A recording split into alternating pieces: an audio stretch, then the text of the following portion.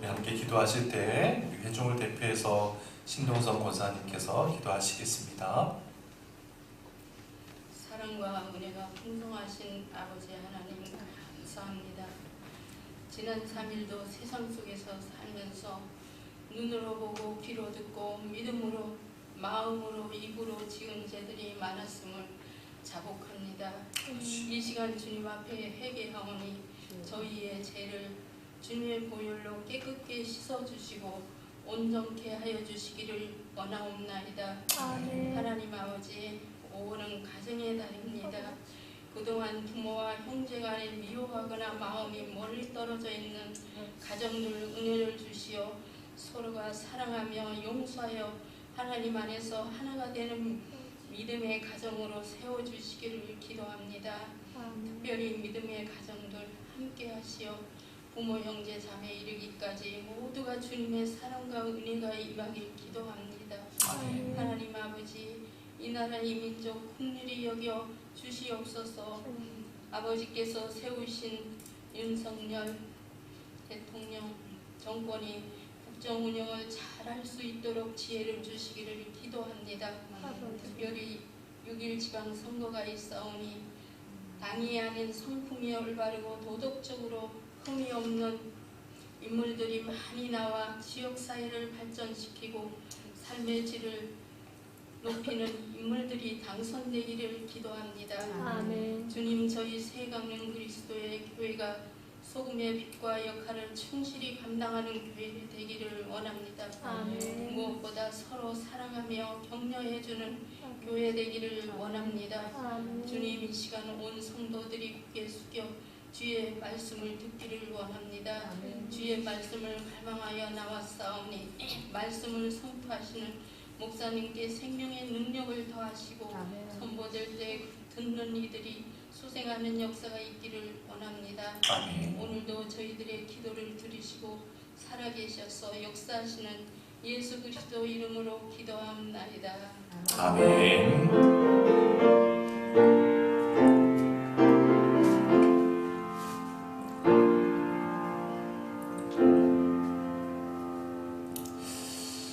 오늘 하나님께서 우리에게 주시는 말씀은 고린도전서 5장 1절로 2절 말씀입니다.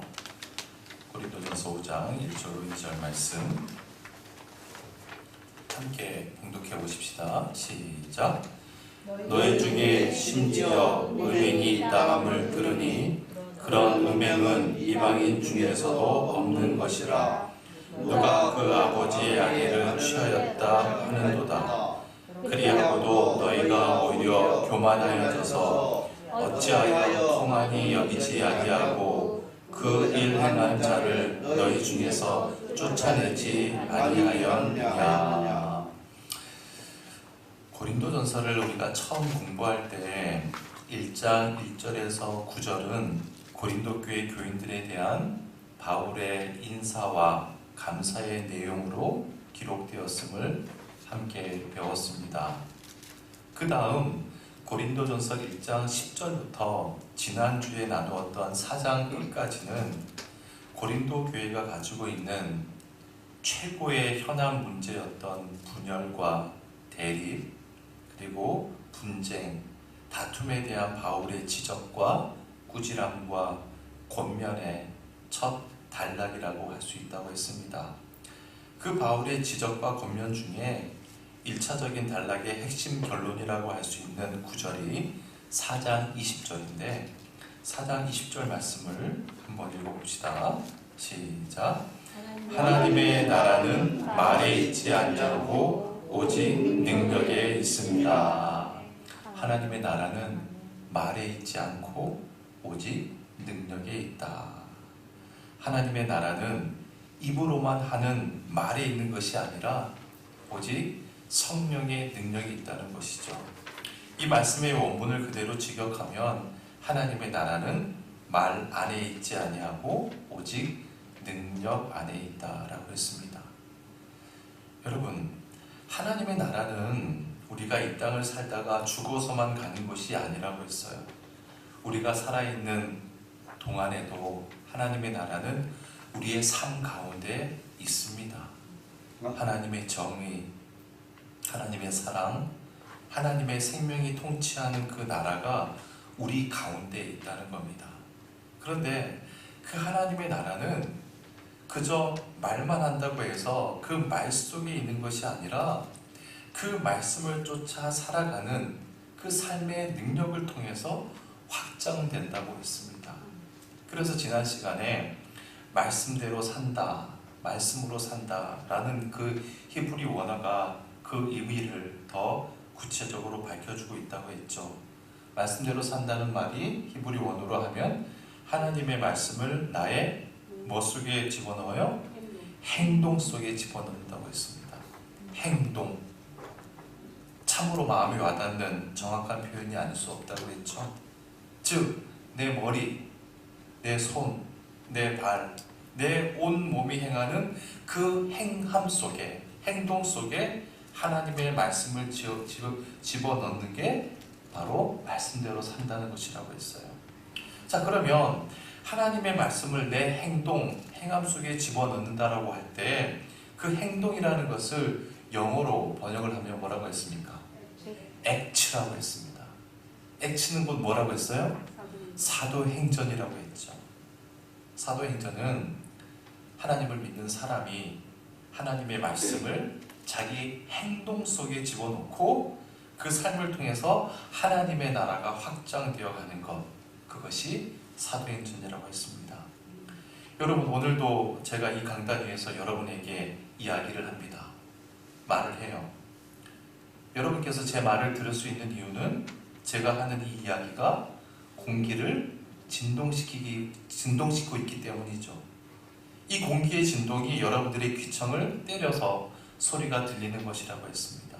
따라서 어떠한 말이든 모든 말들은 공기를 진동시켜요. 하지만 공기의 진동이라고 해서 다 같은 진동이 아니라고 했습니다. 불과 0.1초 만에 그 공기의 떨림으로 순식간에 없어져 버리는 소리가 있는가 하면 한 사람의 마음속에 살아서 생명으로 역사하는 말도 있습니다. 공기의 진동은 이미 끝났는데 생명의 진동으로 여전히 남아있는 말들이 있다는 거예요. 어떤 경우에 그렇습니까? 액츠, 즉 행함 속에 말씀을 집어넣는 자가 말을 할 때 그 말이 역사한다는 겁니다.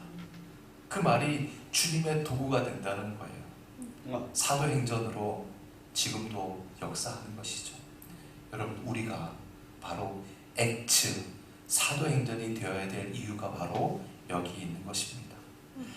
자, 그리고 오늘부터 살펴볼 고린도전서 5장은 이 고린도 교회의 도덕적인 무질서, 비도덕적인 행위들에 대한 바울의 권면의 말씀이에요.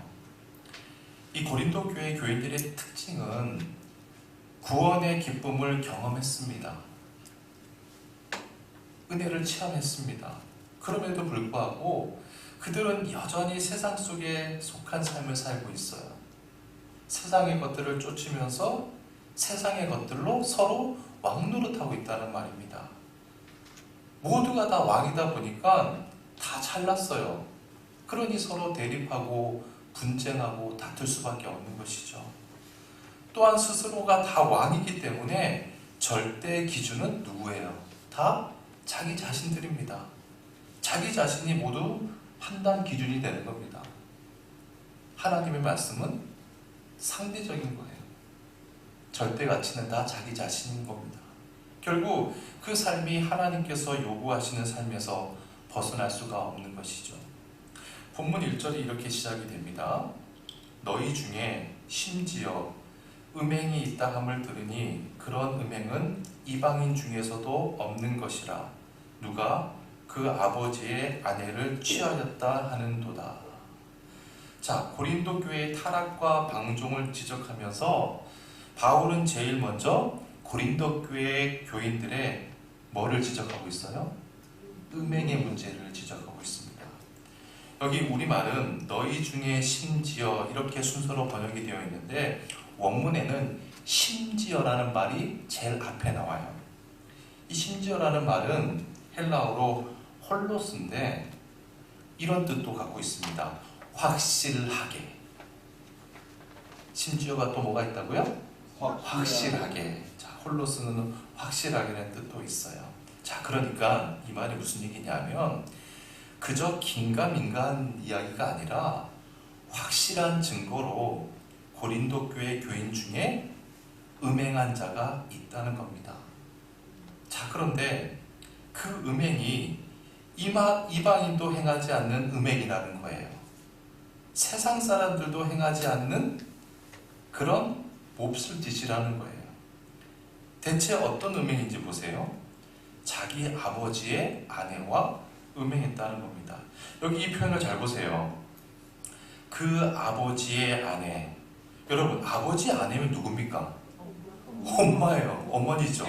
자, 그러면 그냥 어머니라고 하면 되잖아요. 그런데 바울은 어머니라고 하지 않고 아버지의 아내라고 표현했어요. 따라서 친모, 실제 어머니가 아니라 어떤 어머니라고 할 수 있을까요?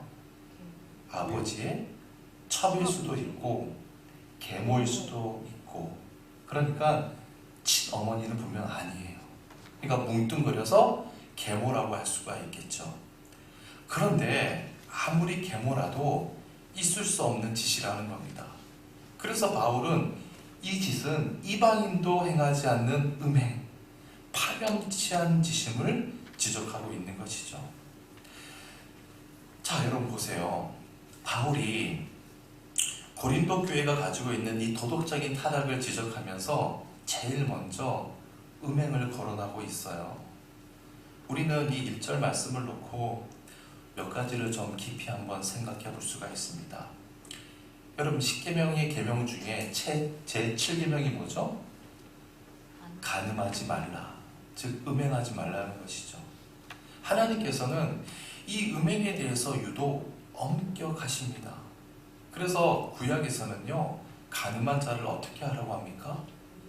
그 자리에서 돌로 쳐 죽이라고 합니다. 자, 그러면 하나님께서 왜 이렇게 음행, 간음에 대해서 엄격하신지 우리가 그 이유를 알고 있어야 되겠죠. 자, 첫 번째입니다. 첫 번째, 음행이라는 것은 자기의 몸에 죄를 범하는 것이기 때문이에요. 자기의 몸에, 즉 자기가 지은 육신의 죄를 자기 몸에 새기는 짓이기 때문에 그렇습니다. 이와 관련해서 고린도전서 6장 18절 19절 말씀을 읽어봅시다. 시작. 음행을 피하라. 사람이 범하는 죄마다 몸 밖에 있거니와 음행하는 자는 자기 몸에 죄를 범하느니라.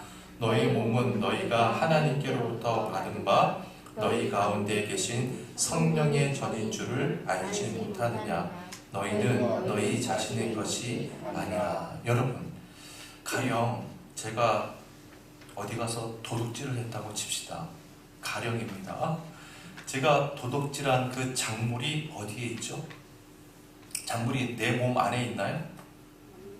내 몸에 훔친 작물이 들어갈 수 없죠. 내 몸 밖에 있어요. 그렇잖아요. 가령 또 제가 누구를 폭행하는, 구타하는 폭행죄를 저질렀다고 할 때 내가 때려서 피해를 받은 사람은 어디 있습니까?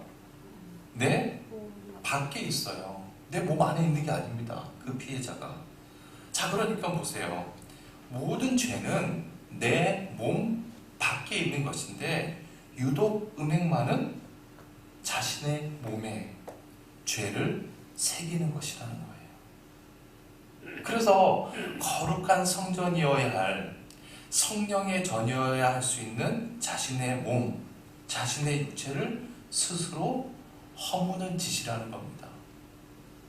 그보다 더 어리석은 짓은 없기 때문에 하나님께서 이토록 엄격하신 법을 제정하신 것이죠. 여러분, 하나님의 계명이 이토록 엄격한 것은 하나님께서 절대로 그 법 자체를 위해서 엄격하게 정하신 것이 아닙니다. 에어컨을 좀 끄셔야 될 것 같아요. 그 법 자체를 위해서 엄격하게 정하신 것이 아니라 그만큼 우리를 사랑하시고 우리를 지켜주시기 위해서 엄격하게 정하셨다는 것을 우리는 잊어서는 안 돼요. 자, 두 번째는요. 하나님께서 음행에 대해서 엄격하신 것은 음행은요. 육체뿐만 아니라 자기 영혼을 죽이는 것이기 때문에 그렇습니다. 영혼을 죽이는 거예요. 잠언 6장 32절입니다. 시작. 여인과 간음하는 자는 무지한 자라 이것을 행하는 자는 자기의 영혼을 망하게 하며. 여러분, 간음, 즉 음행이라고 하는 게 뭐죠? 하나님께서 금하신 사람과 관계를 갖는 거잖아요. 그 순간 그 사람은 짐승과 구별이 안 되는 겁니다. 자기 영혼을 이미 내려놓는 것이죠. 그래서 하나님께서는 그렇게 살지 말라고 엄중하게, 엄격하게 계명을 주시는 겁니다. 자, 세 번째입니다. 음행은 상대의 육체와 영혼을 죽이는 행위이기 때문이에요. 죽이는 거예요. 여러분, 음행을 하면 우선 나의 육체를 죽이는 것이죠. 그러면 내 영혼이 죽는 거예요. 그런데 보세요. 음행은 혼자 저지르는 죄가 아니지 않습니까? 반드시 상대가 있어야 돼요. 그러면 내 영혼과 나의 육체만 죽는 것이 아니라 상대의 영혼과 그 육체도 살인하는 죄를 그 순간 저지르게 되는 것이죠. 네 번째입니다.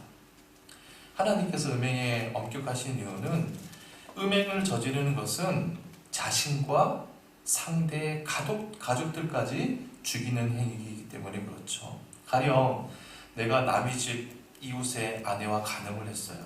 그러면 그 순간 그 집 남편을 내 마음속으로 죽인 거 아니겠어요? 마찬가지로 내가 남의 남자와 잠자리를 같이 했다? 그러면 내 남편을 죽인 것이죠. 남편 아내만 죽이는 건가요? 그의 가족들, 자녀들까지 다 죽이는 행위 아닙니까?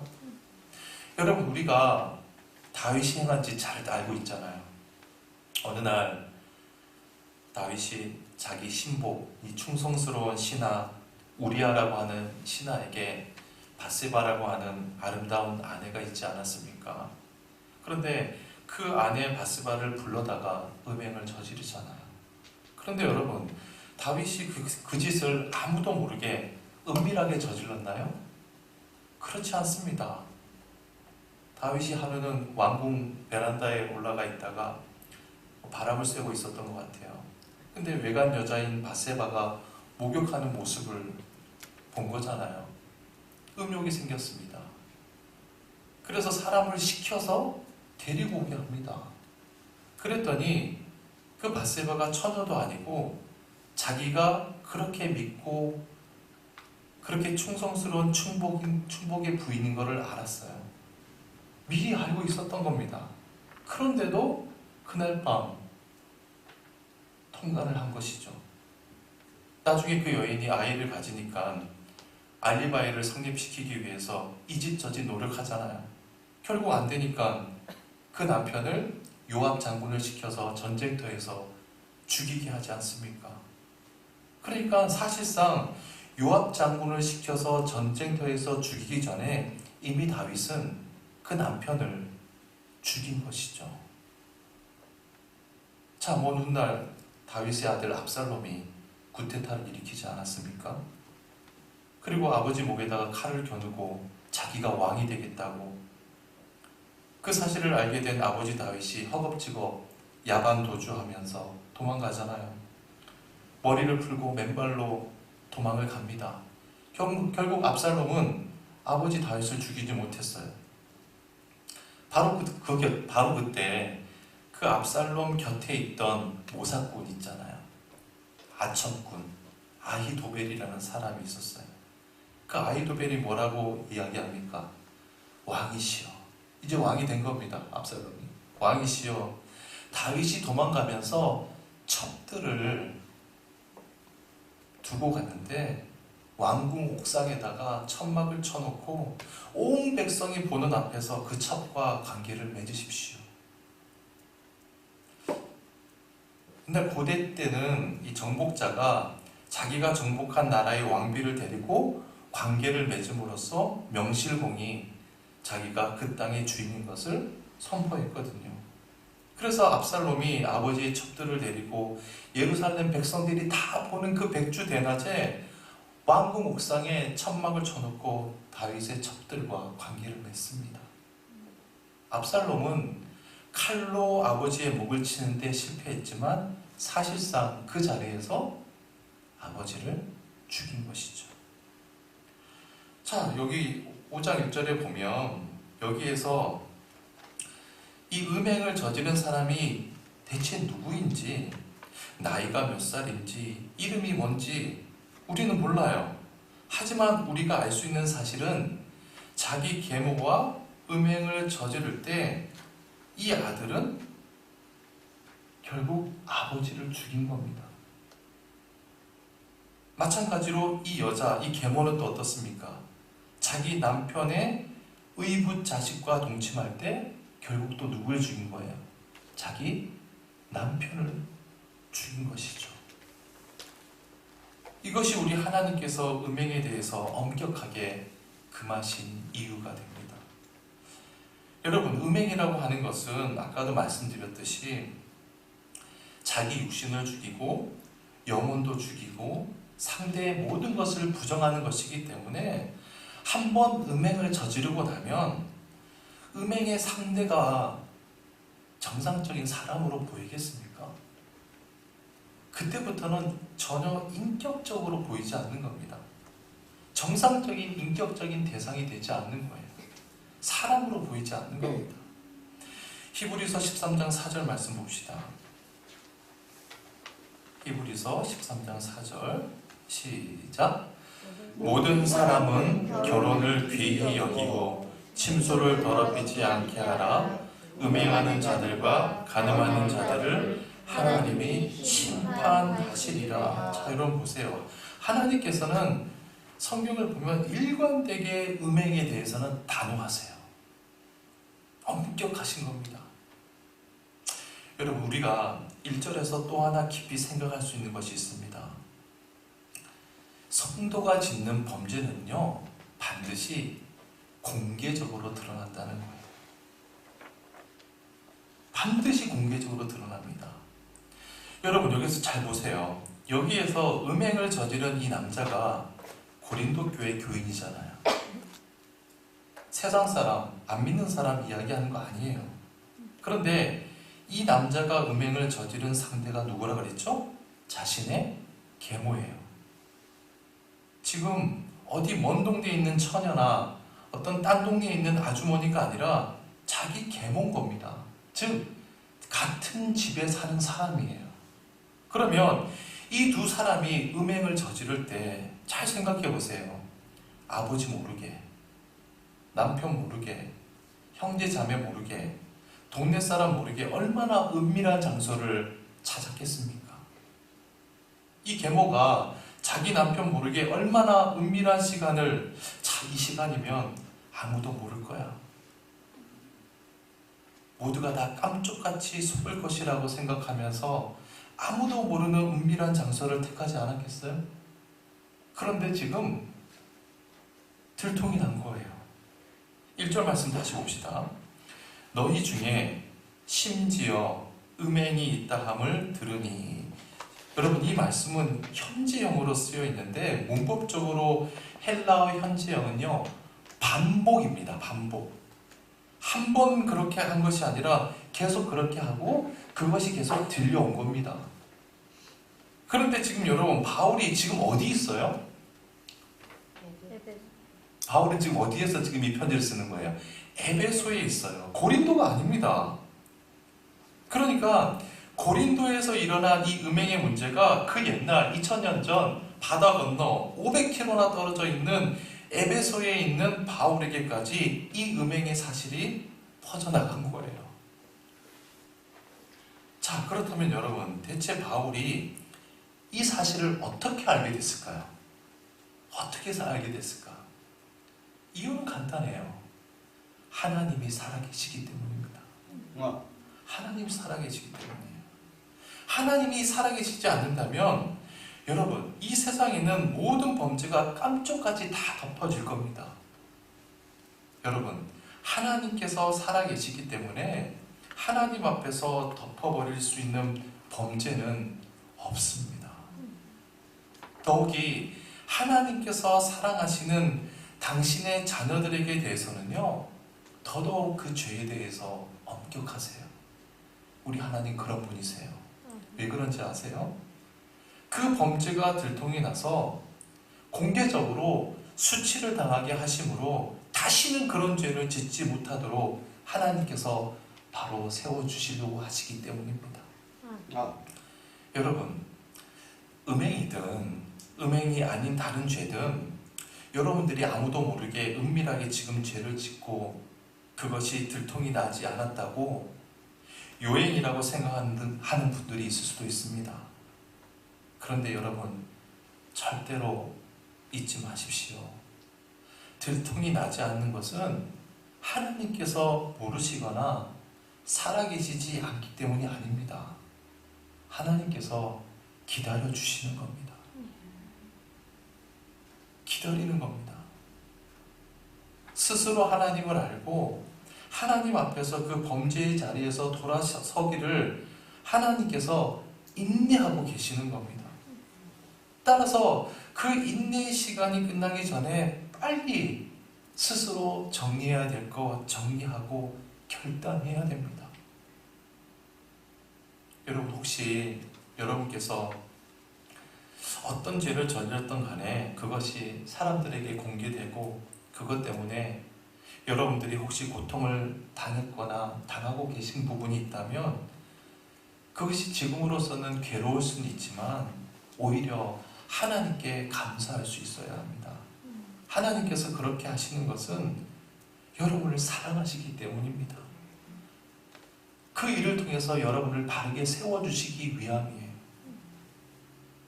여러분, 신문이나 뉴스를 한번 가만히 보십시오.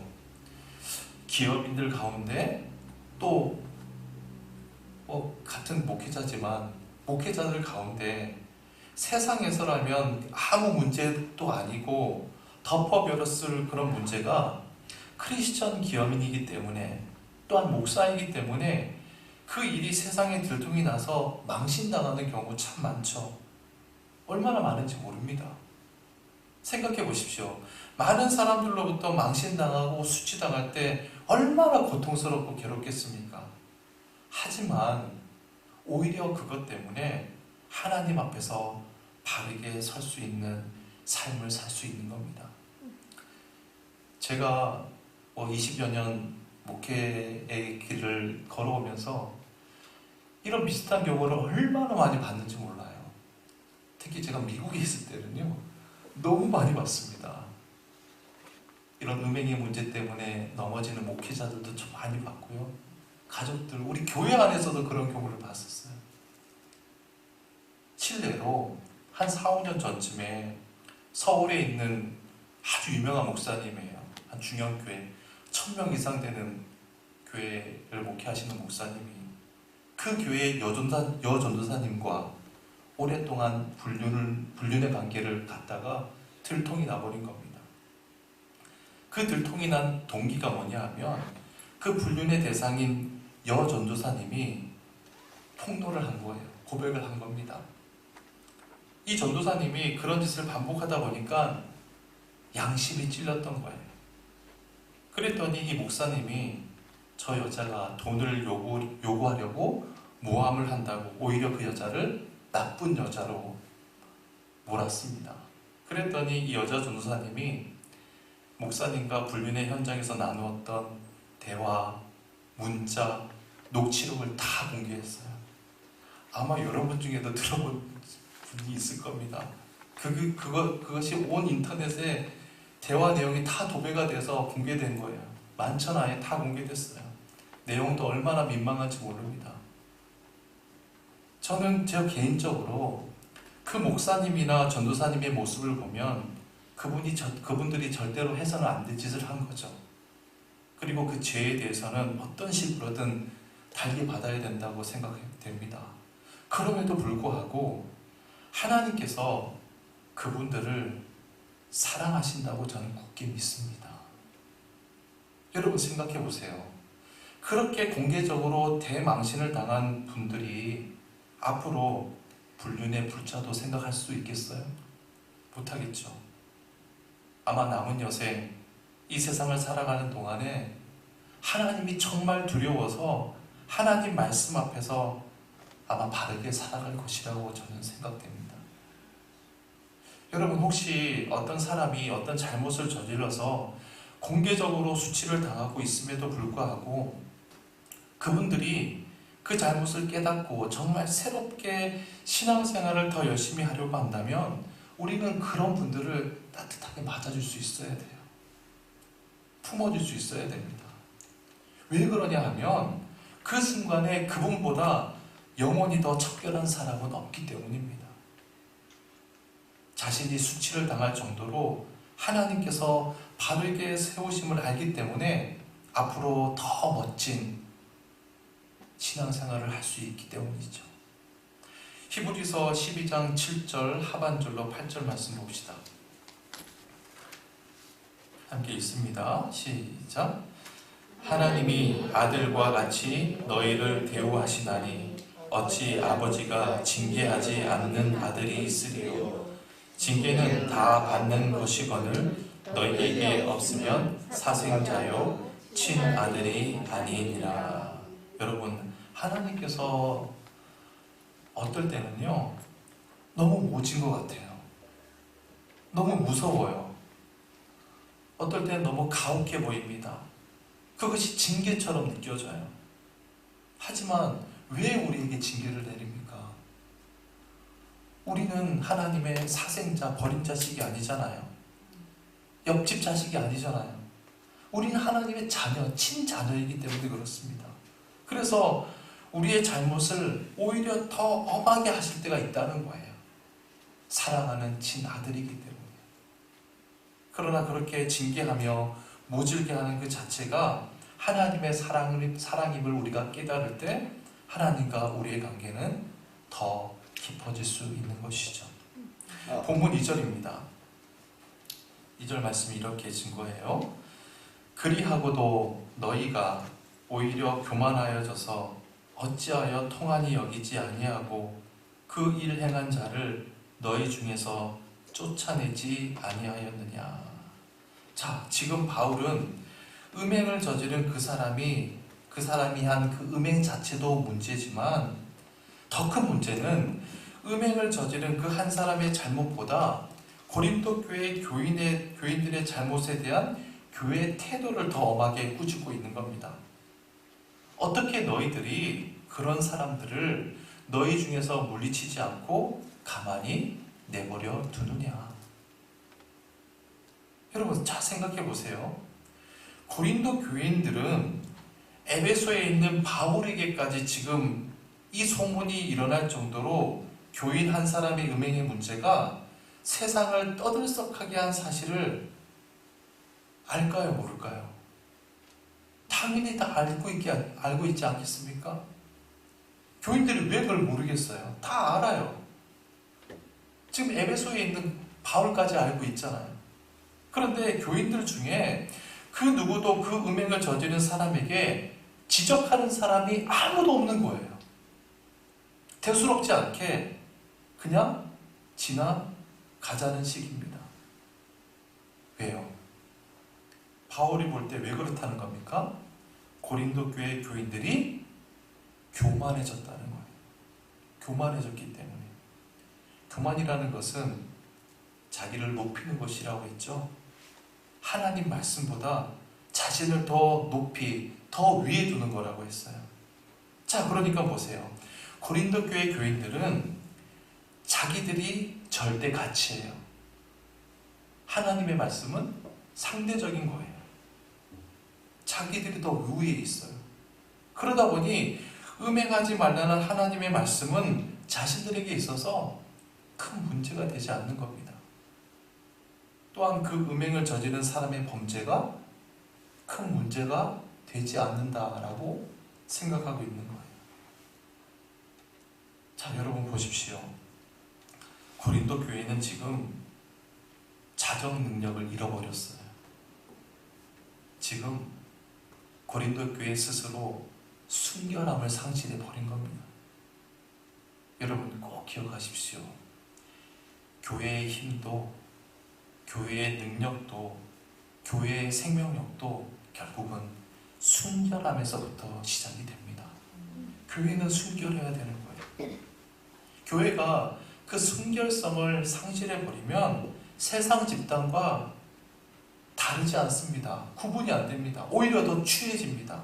왜냐하면 교회는 세상의 어떠한 집단보다 여러 각양각층의 사람들이 모이는 곳이기 때문에 거대한 이기 집단으로 전락해 버릴 수 있다는 거예요.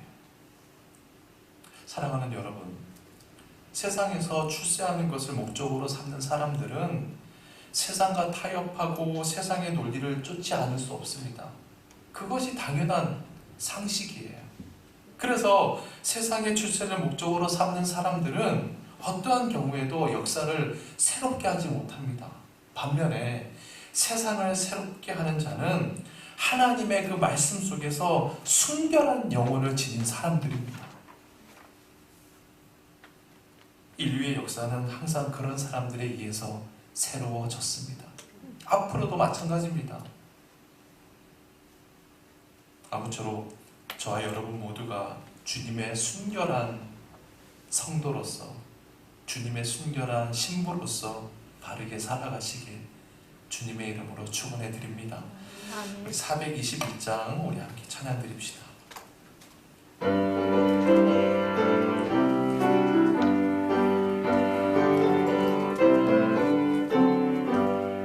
내가 예수 믿고서 죄 사함 받아 나의 모든 것 다 변했네.